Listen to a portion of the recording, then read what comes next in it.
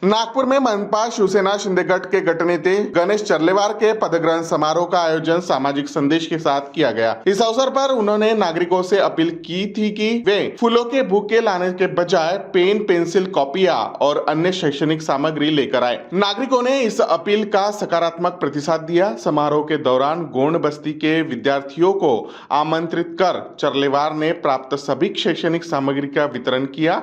इस पहल से जरूरतमंद छात्रों को सहायता मिली और समाज में शिक्षा के प्रति जागरूकता का संदेश भी दिया गया। समारोह उत्साहपूर्ण वातावरण में संपन्न हुआ। शून्यातून विश्व निर्माण करणारे अनेक नाव आपण पाहिले असणार आणि याच नावांच्या यादीमध्ये आता एक नवं नाव जोडलं गेलं आहे, ते म्हणजे गणेश चर्लेवार यांचं। एक सामान्य कार्यकर्ता ते नगरसेवक अशी मजल त्यांनी मारली आहे, मात्र आपल्या खासगी जीवनात ते अतिशय साधारण जीवन जगत आहेत। या पदावर ते बसत आहे। आज त्यांचा पदग्रहण सोहळा आहे। कशा प्रकारे ते हा आयोजित करण्यात आला आहे आपण जाणून घेऊ। गणेश भाऊ, आज पदग्रहण सोहळा आहे, अनेक मान्यवर तुमच्या या सोहळ्याला हजेरी लावत आहे, काय सांगाल तुम्ही? मी आमचे जे शिवसेना पक्षाचे सगळे वरिष्ठ नेते आहे, मी सगळ्यांचा आभार व्यक्त करतो की त्यांनी एक सामान्य झोपडीतल्या कार्यकर्त्याला तिकीट दिली आणि एक नगरसेवक बनवलं आणि नगरसेवकच नाही तर आज गट नेता म्हणून देखील मला मान्यता त्यांच्यामुळे प्राप्त झाली आहे। त्यामुळे मी सगळ्यांचे अतिशय आभार व्यक्त करतो। नागरिकांनी अतिशय प्रचंड असा प्रतिसाद मला प्रभागात देखील दिला आहे। त्यामुळे ज्या पद्धतीने ही निवडणूक झाली, या निवडणुकीत देखील त्यांनी मला छान अशा विजयाने त्यांनी मला एक काय म्हणते त्याला आशीर्वाद दिलेला आहे। या सगळ्यांच्या आशीर्वादाचं कुठेतरीही फळ आपल्या कष्टातून मी देण्याचा नक्की प्रयत्न करीन। लहानशा झोपडीतला संघर्ष आहे, त्यामुळे तळागाळातील लोकांच्या काय समस्या असतात त्याची जाणीव देखील ही लहानपणापासून झाली आहे।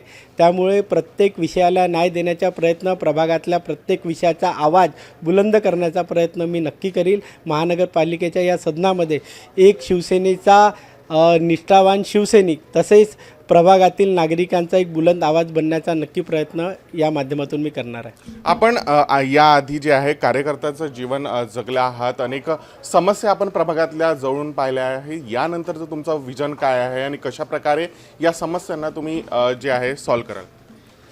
एक युवा चेहरा म्हणून पक्षांनी दिलेली ही संधी आहे, त्यामुळे या संधीचं सोनं नक्की करील। त्या माध्यमातून अनेक जे आपण आधुनिक युगामध्ये आपण आहोत, त्यामुळे फक्त नाल्या गडर एवढीच समस्या नाही तर त्याच्याही बाजूला जाऊन अनेक युवकांना रोजगार उपलब्ध करून देणे, त्यानंतर अनेकांच्या सुखदुःखात साथ देणे आणि प्रत्येक येणाऱ्या व्यक्तीला प्रतिसाद देणे, याचा पूर्णतः प्रयत्न या माध्यमातून मी नक्की करणार आहे। आपल्या वागण्यातून बोलण्यातून अतिशय साधेपणा आहे तो बाहेर येतो आहे। आपण हे पदग्रहण करताय त्यावेळेस सुद्धा एक आव्हान केलं होतं की जे भेटायला येत आहे त्यांनी कुठलंही फूल किंवा बुके आणू नये, त्यांना एक बुक किंवा शालेय साहित्य आणावं आणि तेच जे आहे भेट स्वरूपात द्यावं। त्यामागचं काय कारण आहे?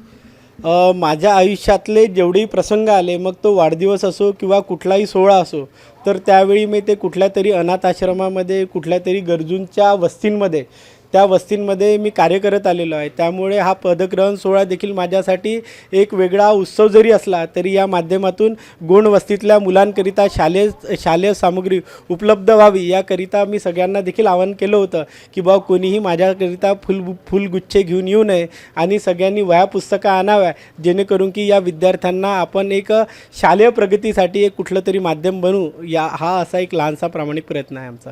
आधी कार्यकर्ता, आता नगरसेवक, पुढे काय विचार करता तुम्ही? मी नगरसेवक झालेलो आहे हे मलाच वाटत नाही आहे, कारण की यापूर्वी देखील याच पद्धतीचं कार्य मी माझ्या भागात करत राहिलो आहे। फक्त आता मी ज्या भागातून नगरसेवक आहे त्या भागातल्या लोकांच्या नगरसेवक हे 9 वर्षानंतर आलेलं एक संधी आहे। त्याच्यामुळे लोकांच्या अनेक आशा आकांक्षा आहे की नगरसेवकांनी या पद्धतीचं काम करावं। त्यानंतर युवा नगरसेवक असल्यावर लोकांच्या काही वेगळ्या अपेक्षा आपल्याकडनं असतात, तर त्या सगळ्या अपेक्षांना पूर्णत्वास नेण्याचा मी प्रामाणिक प्रयत्न नक्की करेन।